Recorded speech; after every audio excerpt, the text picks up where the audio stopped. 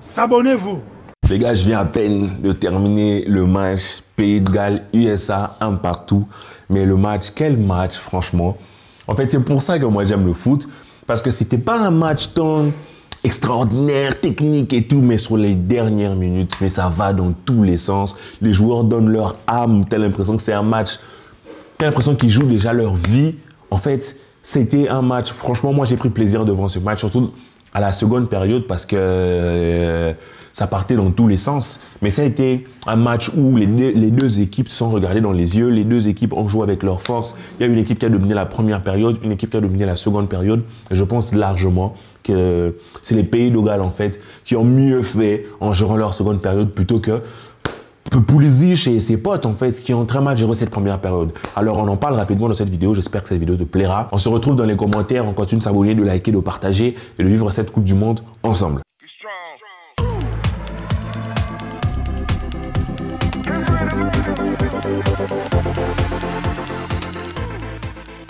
Alors les gars, première période dominée par les États-Unis.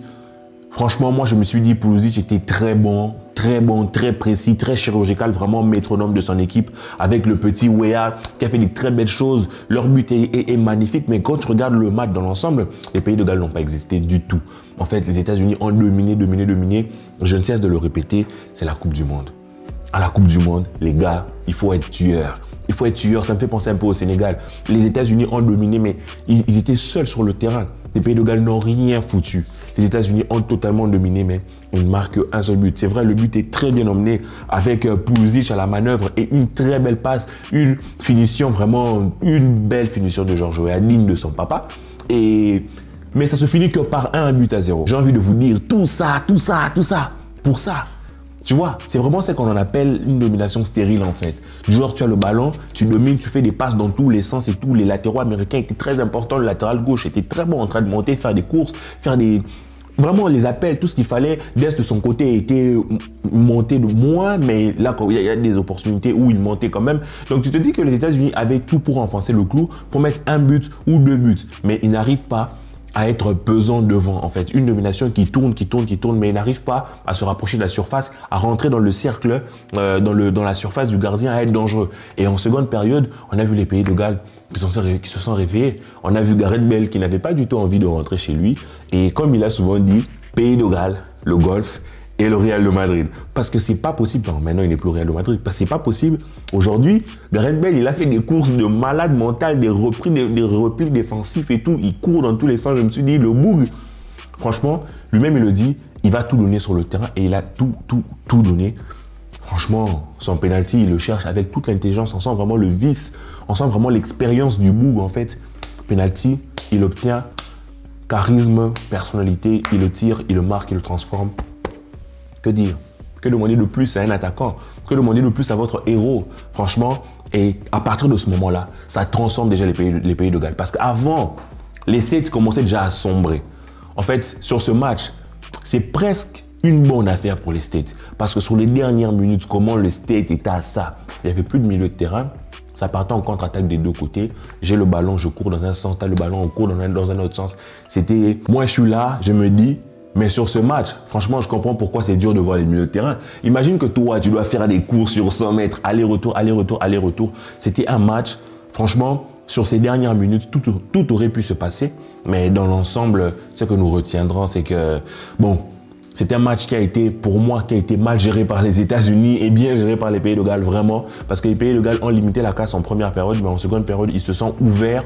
Ils ont essayé de jouer, de proposer plus et ils réussissent à mettre ce but-là. Ils auraient pu en mettre d'autres. Je pense à la dernière action où Gareth Bale peut mettre une frappe au 45 mètres. Ça aurait pu entrer en connaissant son pied gauche, mais ça se passe pas. Et les États-Unis, qui eux, après une large domination en première période, se retrouvent en seconde période, ils n'arrivent pas à faire grand-chose. Tout ça, ce n'est que dommage. Mais moi, je suis content pour cette Coupe du Monde parce que toutes les équipes, en fait, se regardent dans les yeux. Il n'y a que l'Angleterre, en fait, et peut-être l'Équateur contre le Qatar, où tu as vraiment senti un fossé. Sur tous les autres matchs, tu as l'impression que les équipes se regardent un peu dans les yeux. Ça se tâte, en fait, ça se combat et ça te permet de savoir que les matchs seront beaux, les matchs seront intéressants. Maintenant, demain, c'est l'entrée en lice de l'Argentine. Demain, c'est la France. Demain, c'est...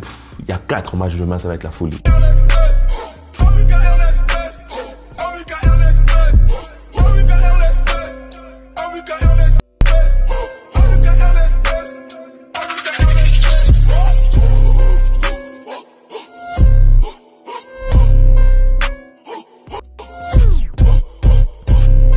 je pourrais être avec vous sur le match de l'Argentine. J'espère que vous serez là, on va suivre ça. On va essayer de décrypter ça. On va faire un live avant le match. Après, on va faire un débrief. On sera là, on va faire un live pour le match de 17h. On sera là pour le match de France. Franchement, la Coupe du Monde, moi, ça me régale quand je suis ce genre de match. En fait, comme je vous ai souvent dit, moi, je regarde ça avec un œil vraiment de fan. Je regarde pas ça tant, ouais, moi, je supporte Pays de Galles. Moi, je supporte les États-Unis. Vraiment, je suis neutre. Je me dis juste, les gars, faites-moi plaisir, faites de la magie et montrez-nous. Et aujourd'hui, moi, j'ai particulièrement aimé Pulisic. J'ai particulièrement aimé sa combativité et le fait qu'il soit un peu ce métronome-là et qu'il soit celui par qui tous les ballons passent, même si offensivement, ils ont plutôt galéré dans un sens en seconde période où ils avaient du mal. Le petit Weah a pesé à gauche, il ne pesait pas. Donc, ils avaient du mal à être vraiment important et vraiment pesé dans le coin adverse. Pourtant, les Pays de Galles, ils ont fait entrer, je pense, un numéro 9, un gars super grand qui a changé la donne, en fait, qui servait de pivot et tout. Alors que les États-Unis, eux, peut-être manquaient d'avant-centre. Je pensais qu'il leur manque, c'est un vrai avant-centre. Je pense même les commentateurs en parlaient. Il leur manque vraiment peut-être un vrai pivot, quelqu'un qui va pouvoir essayer vraiment de jouer ce rôle de pivot là, tout simplement, dos à la défense, au gardien, pardon. Tu vois? Et c'est ça qui leur manque, je pense, parce que s'ils avaient ça, ça leur permettrait de temporiser un peu plus, chose qu'ils n'ont pas su faire. Ils n'ont pas su garder le ballon.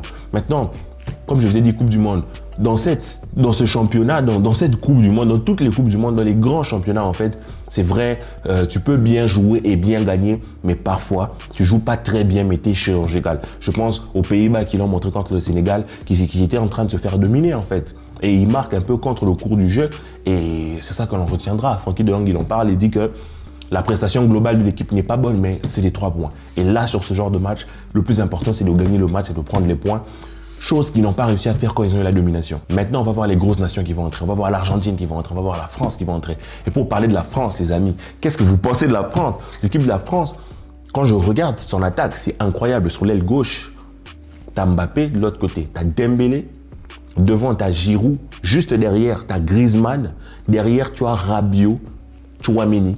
C'est vrai qu'au niveau du milieu, c'est pas trop ça. Mais l'attaque, tu as 4 joueurs à vocation offensive. C'est une équipe ultra offensive. Je pense que défensivement, peut-être ils vont galérer au niveau du milieu de terrain. Mais offensivement, qu'est-ce qu'ils vont être monstrueux? Qu'est-ce qu'ils vont... T'imagines, tu dois défendre sur Mbappé d'un côté. Sur l'autre côté, tu dois défendre sur Dembélé. Ça va être n'importe quoi. Ça va être n'importe quoi. J'espère qu'ils ne se blessent pas. Et franchement, quand moi je vois leur attaque, je me dis franchement, leur attaque fait peur de fou. Parce que rien que ces deux-là, en fait, ça t'apporte un déséquilibre de malade mental. Et Olivier Giroud qui va sûrement nous faire... Tu Olivier Giroud, quoi. Tu vois, c'est un gars super surcoté, mais qu'est-ce qu'il a de la qualité? Et quand tu vois tout ça, je te dis franchement, je pense clairement, la France est parmi les favoris, en fait. Parce que, comme je vous ai dit, pendant cette Coupe du Monde, le plus important, c'est pas qui va faire le meilleur tiki-taka, qui va faire le meilleur jeu, qui va faire la meilleure tactique. Le plus important, c'est qui va mettre les buts. Quand tu vois l'arme offensive de la France, pardon, tu te dis, franchement, tu es obligé de les respecter. Après, tu as l'Argentine qui va arriver, tu as la Pologne qui va arriver, tu as la Tunisie qui va jouer, tu as la France. Et ça, ce n'est qu'un jour.